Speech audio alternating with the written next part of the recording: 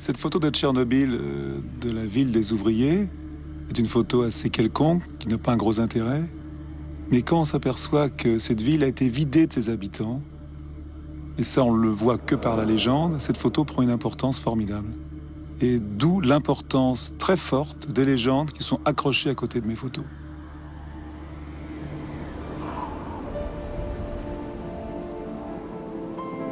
New York. Ils n'ont pas envie de parler.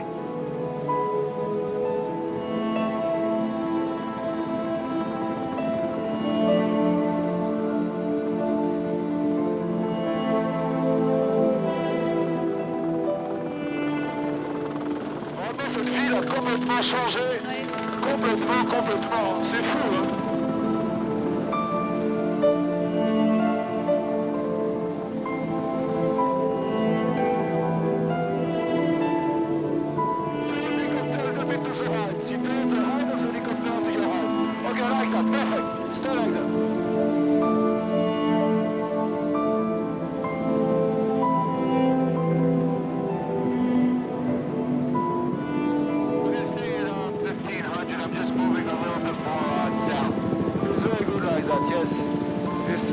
Là, il y a un plan fantastique, là.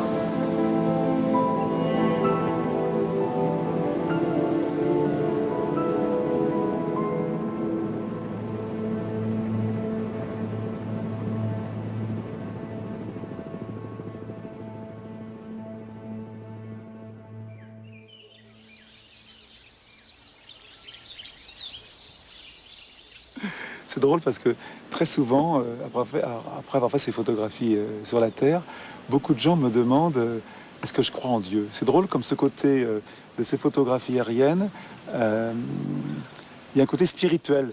On me demande est-ce que vous croyez en Dieu, est-ce que vous vous rapprochez de Dieu. Très souvent on me pose cette question, comme quoi le fait d'être en l'air, tu vois, d'être un peu comme un Dieu, de regarder, je sais pas pourquoi, on parle beaucoup de Dieu sur ces photographies.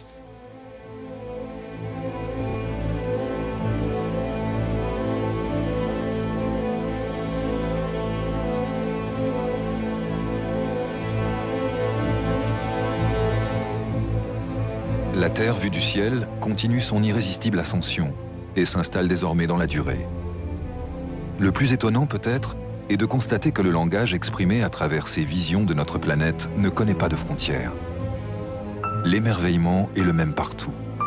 Après la France, l'exposition itinérante a été accueillie par une cinquantaine de villes à l'étranger et près de 30 millions de visiteurs. Le monde entier se sent aujourd'hui interpellé par l'originalité et l'émotion qui se dégagent de ce travail immense, commencé il y a plus de 20 ans, du haut d'une montgolfière, au-dessus de la savane africaine.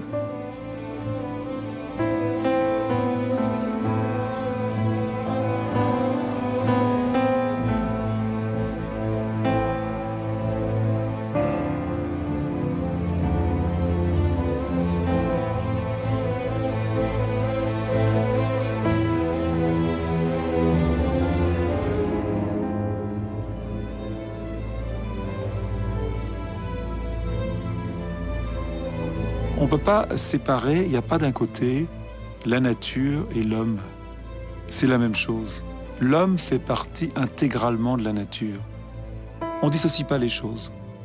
Vu du ciel, le fait de prendre du recul, de voir tout d'en haut, nous donne une dimension, une vision différente de l'inscription de l'homme sur la Terre.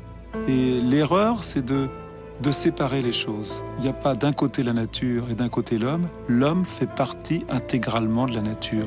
Si on bouleverse cet équilibre, on se met en danger.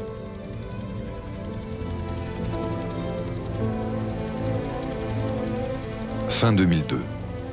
Yann Arthus Bertrand a voulu retourner en Nouvelle-Calédonie, là où il avait photographié 10 ans auparavant l'image emblématique de son projet, le cœur de veau. Un peu plus par là, un peu plus par ici. D'accord.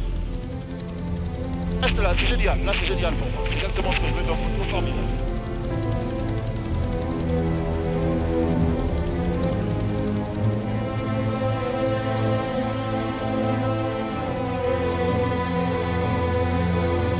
C'est vrai que j'étais un peu obsédé par cette photo.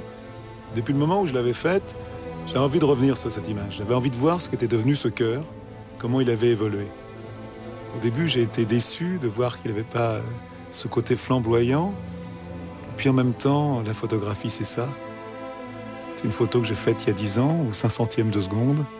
Ça ne pouvait pas être la même chose 10 ans après. Je reviendrai dans 10 ans.